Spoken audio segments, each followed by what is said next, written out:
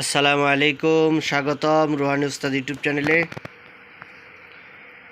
আজকে খুবই রোমান্টিক একটা তদবির আপনাদেরকে দিতে যাচ্ছি।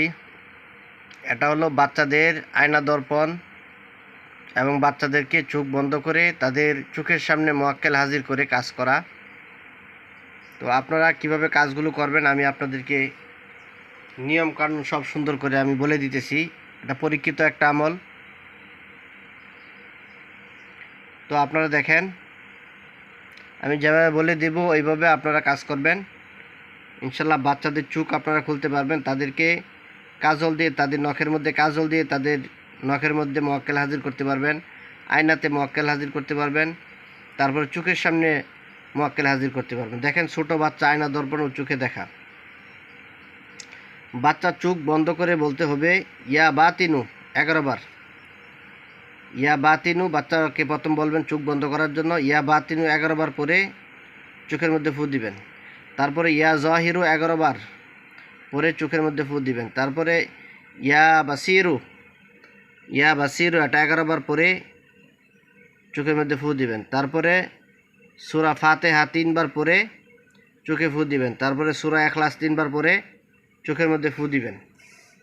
দিয়ে বলবেন যে বাচ্চা কোনো কিছু দেখে কি না। যদি দেখে তাহলে আলহামদুলিল্লাহ কাজ শুরু করবেন, মোয়াক্কেল চোখের সামনে হাজির হবে। আর যদি না দেখে তাহলে সূরা ফালাক ও সূরা নাস পড়ে বা ইসমে আজম বা ইন্নাল্লাহা আলা কুল্লি শাইইন কদির এগুলো পড়ে ফু দিবে। আপনারা সবগুলো আমল একসাথে করবেন। সূরা ফালাক নাস 3 বার করে পড়ে ফু দিবেন, ইসমে আজম 3 বার করে পড়ে ফু দিবেন। ইসমে আজম তো সবারই জানা আছে। আল্লাহুম্মা ইন্নী আসআলুকা বিআন্না লাকাল হামদু লা ইলাহা ইল্লা আনতা ওয়াহদা লাকা লা শারীকা লাকাল মান্নান বাদিউস সামাওয়াতি ওয়াল আরদি ইয়া যাল জালালি ওয়াল ইকরাম ইয়া হাইয়্যু ইয়া কাইয়্যুম। এটা হলো ইসমে আজম। তারপরে ইসমে আজমটা 3 বার পরে চোখে ফু দিবে। ইন্নাল্লাহা আলা কুল্লি শাইইন কদির, এটা পরে চোখে ফু দিবে।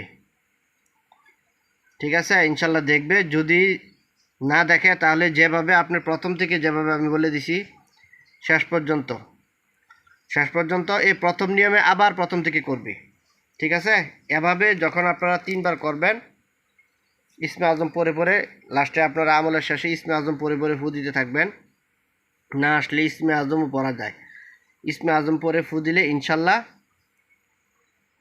ওই বাচ্চার চোখের সামনে মোয়াক্কেল হাজির হবে, বা আয়নাতে হাজির করতে পারবেন, বা আপনারা তার হাতে যে আঙ্গুল আছে সে আঙ্গুলের মধ্যে আপনারা ফু দিয়ে আপনারা কাজ করাইতে পারেন।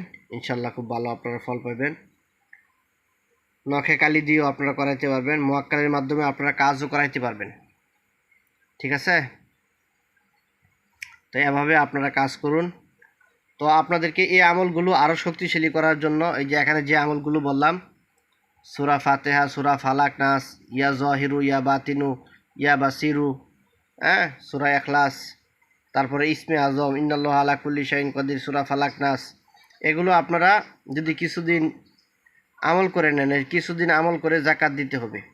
কিছুদিন আমল করে যখন যাকাত দিয়ে নেবেন তখন আপনাদেরকে আরও ভালো হবে, আপনাদের আমলগুলো দ্রুত হবে। ঠিক আছে, প্রত্যেকটা আমলেরই কিছু জাকাত আছে। এই আমলগুলোরও যদি আপনারা জাকাত দেন এভাবে হবে। ছোট বাচ্চারা যেহেতু মাসুম থাকে, তো তাদের জাকাত ছাড়াও হবে। তো আপনারা যদি জাকাত দিয়ে নেন তাহলে খুব দ্রুত হবে। ঠিক আছে, তো জাকাতটা আপনারা 11 দিন দিতে পারেন, 21 দিন দিতে পারেন, 7 দিনও দিতে পারেন। ঠিক আছে, প্রত্যেকটা 41 বার করে পরে আপনারা পড়বেন প্রতিদিন। তাইলে আপনাদের একই টাইমে প্রতিদিন 41 বার করে প্রত্যেকটা দোয়া পড়বেন, ইনশাল্লাহ আপনাদের জাকাত আদায় হয়ে যাবে। সর্বোচ্চ জাকাত এরিয়া হলো 40 দিন। ঠিক আছে, 41 দিন পড়তে পারেন, 21 দিনও পড়তে পারেন, 11 দিন পড়তে পারেন, 7 দিন পড়তে পারেন। ঠিক আছে, 41 দিনের জাকাতটা বড় জাকাত হয়। তো ওইভাবে আপনারা কাজ করবেন। আপনারা আমার জন্য দোয়া করবেন, চ্যানেলটা সাবস্ক্রাইব করে রাখবেন, চ্যানেলের পাশেই থাকবেন।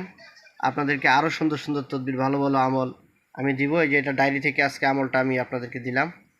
ইনশাল্লাহ সামনে ডায়েরি থেকে আরও ভালো ভালো আমল আপনাদের জন্য আমি নিয়ে আসবো ইনশাআল্লাহ।